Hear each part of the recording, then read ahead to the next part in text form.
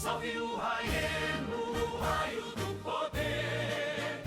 A primeira unificação de Phoenix e Aria. A história da primeira unificação começa por volta do ano 8 JS. São Falstarion, o fundador da família Falstarion, teve 3 filhos: Catrione I, o duque de Greymoaria, Ziorlia I, o duque de Elgina, e Yorbu I, o duque de Diestio. Cada um governava o seu próprio território no continente de Clascia, mais precisamente na Ilha Sul, na região de Destiny. Hoje, essas terras pertencem ao Sacro Império Ranoriano, mas naquela época eram o coração de uma nova era. Tudo muda com a queda do Reino Unificado de Graalia, liderado por Troistan I, o líder da Igreja Estefanista. Com o colapso do reino, os ducados se tornariam independentes. Todos eram fiéis ao estefanismo, mas apenas um seguiu os ensinamentos originais de seu ancestral São Falstarion, o aeterismo. E esse ducado era Greymoria, o verdadeiro protagonista dessa história. Com a queda de Graalia, os ducados começaram a se expandir pela região de Destiny.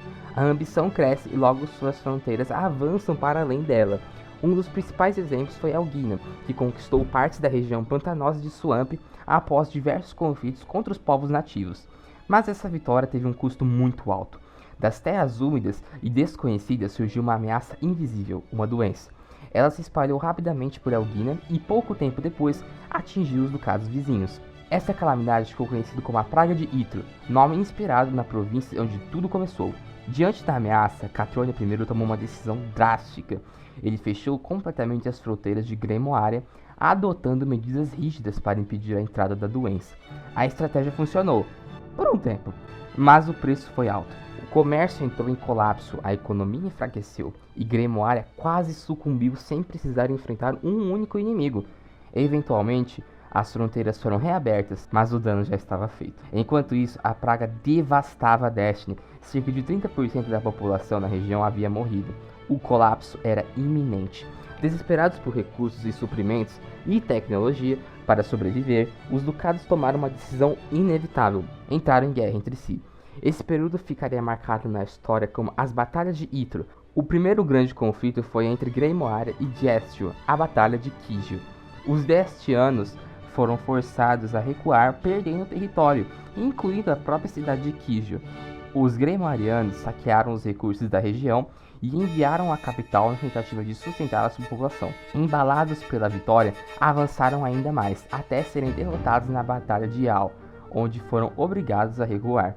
Enquanto Greymoaria e Diestio se enfrentavam em conflitos constantes, Elgina aproveitou aquela oportunidade. Eles lançaram uma invasão pelo norte de Greymoaria. Com o exército principal ocupado no outro fronte, o ataque foi devastador. Os Elgianos avançaram rapidamente até encontrarem a resistência na fortaleza de Lipsford. Mesmo em menor número, os Greymoarianos resistiram bravamente, e eles venceram. Essa vitória foi vista como um milagre, uma intervenção divina de Aet contra os seguidores deturpados de Stefaniel. Após isso, Catrione I enviou reforços ao norte. Mesmo com algum avanço inicial de Elgina, a chegada do exército principal mudou completamente o rumo da guerra, forçando os invasores a recuar de volta ao seu território. Enquanto isso, no fronte com Diestio, o silêncio dominava. A doença havia atingido ambos os exércitos. Esse período ficou conhecido como a Guerra Silenciosa, durando até o ano 10 JS. Pequenos confrontos aconteciam, mas nada muito decisivo. Já contra Elgina, a guerra continuava intensa. Pela primeira vez, Greymoaria invadiu o território inimigo. O avanço levou à Batalha de Yuni, uma vitória decisiva. A partir daí, marcharam até a capital de Elgina e a cercaram. O cerco durou cerca de 2 anos. 2 anos de fome, desgosto e desespero. Até que finalmente Elgina se rendeu. Com isso, Greymoaria anexou seus territórios e transferiu todos os recursos da capital conquistada para a capital central, redistribuindo-os entre a sua população, incluindo aos novos territórios. Fortalecidos, eles voltaram a sua atenção para Diestio, agora com a força total. A chegada do exército unificado de Greymoaria foi devastadora. Os Diestianos recuaram até o sul do seu ducado, sem forças para resistir por muito mais tempo. Foi então que Yorbu I tomou uma decisão. Sem herder os homens, apenas sua filha Isiobele, ele propôs um tratado. Ofereceria recursos, cederia os territórios do norte e selaria a paz com o casamento. Sua filha se uniria a Catrione I. E assim foi feito. Catrione aceitou e com isso chegavam ao fim das batalhas de Itro, marcando o início da unificação de Phoenix e Aria. Após as sangrentas batalhas de Yttria, o Ducado de Grimoária emergiu como a maior potência de toda a região de Destiny. Seus estandartes dominavam vastas terras, enquanto apenas os pequenos territórios remanescentes de Diestro resistiram à sua influência. Mas Grimoária já não podia mais ser chamada de um simples ducado. Anos depois, com a morte do antigo soberano, seu filho ascenderia ao poder como Sarlone III. Ambicioso e determinado, ele mudaria para sempre a história de Destiny ao proclamar oficialmente o Reino de Gloria, tornando-se o primeiro Graaliano a carregar o título de rei naquela região. Com a criação do novo reino, as antigas cidades de Grimoária foram elevadas a categorias de ducados autônomos. A decisão não foi feita por benevolência, mas por necessidade. Sarlone sabia que após tantos anos de guerra, qualquer centelha de insatisfação poderia mergulhar Gloria em revoltas internas, e o reino já possuía problemas demais. A grande praga que assolou Destiny havia destruído colheitas, enfraquecido cidades inteiras e deixado milhares à beira da fome. Ao mesmo tempo, os cofres reais eram drenados pelas guerras e pela fabricação incessante de armamentos para sustentar o poder militar gloriano.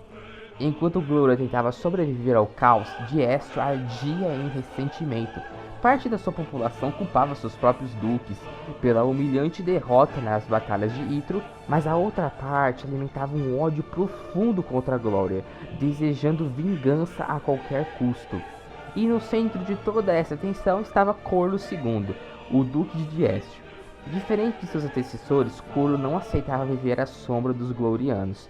Consumido pelo desejo de vingança e movido por um sonho grandioso, ele acreditava ser o verdadeiro destinado a unificar Destiny sobre um único reino. Foi justamente nesse período que antigas teorias começaram a se espalhar pelo continente.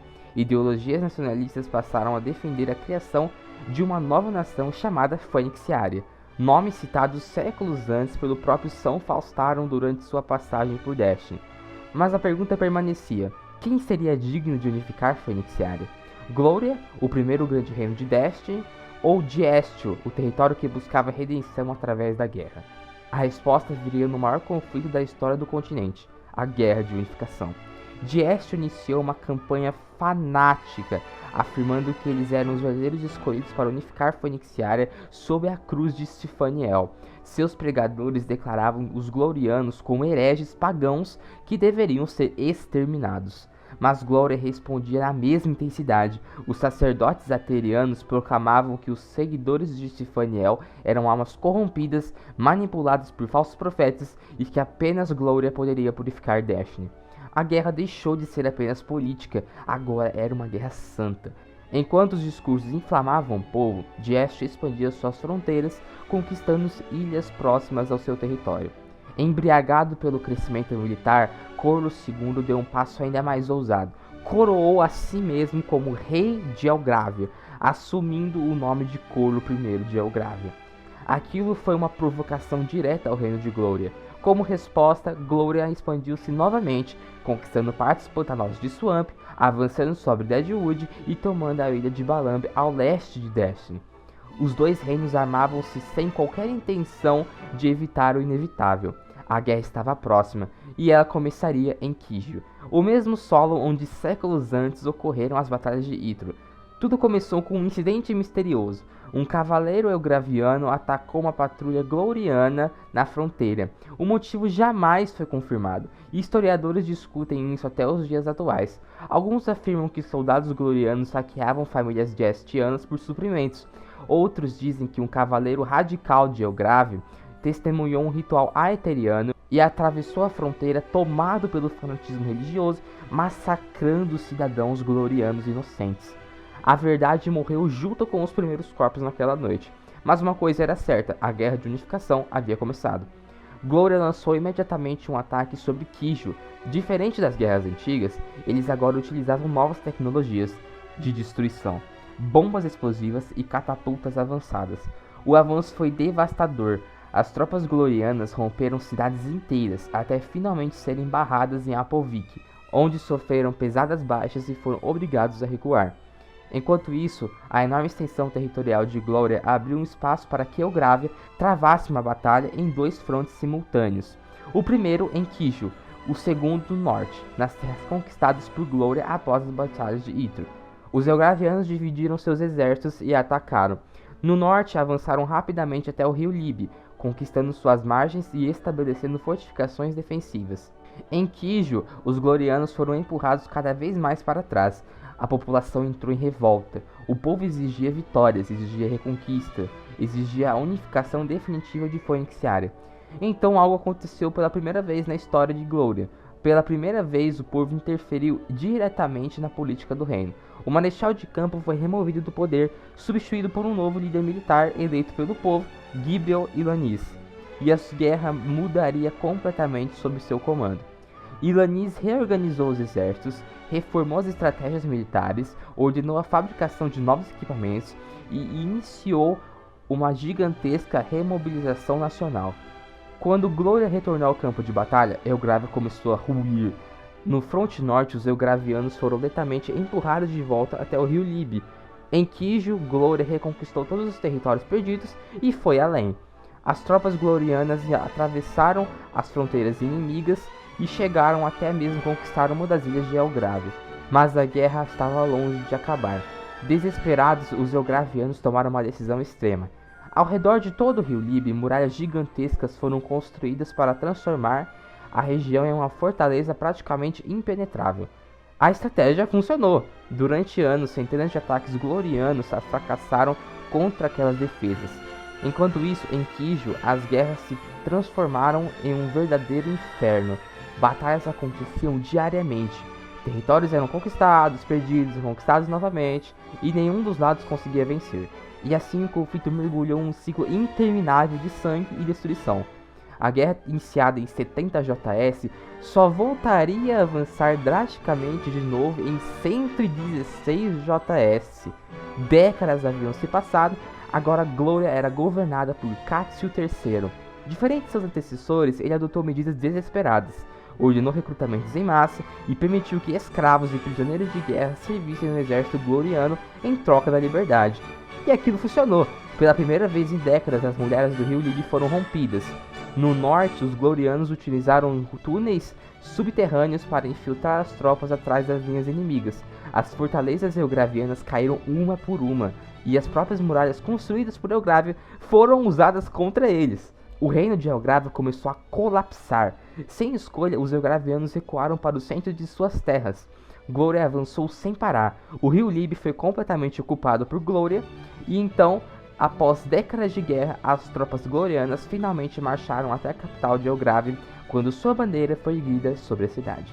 A guerra de unificação chegou ao seu final. Destiny havia finalmente sido unificada, mas Phoeniciaria ainda não existia, porque pouco tempo depois da vitória, a dinastia Faustarion seria derrubada em um golpe de estado liderado pela família Cliff. Dos escombros da guerra surgiria uma nova nação, o Império de Phoeniciaria. E ali começaria a história do maior império que Destiny já conheceu. Então é isso, pessoal. Espero que vocês tenham curtido essa parte da história de Phoeniciaria. Dá muito trabalho produzir esses conteúdos, mas eu estou tentando melhorar cada vez mais para trazer narrativas épicas e imersivas para vocês. Aproveita também para conferir nossos outros conteúdos e, claro, se você quiser fazer parte dessa história, junte-se a Phoeniciaria e grave seu nome nos registros do Império.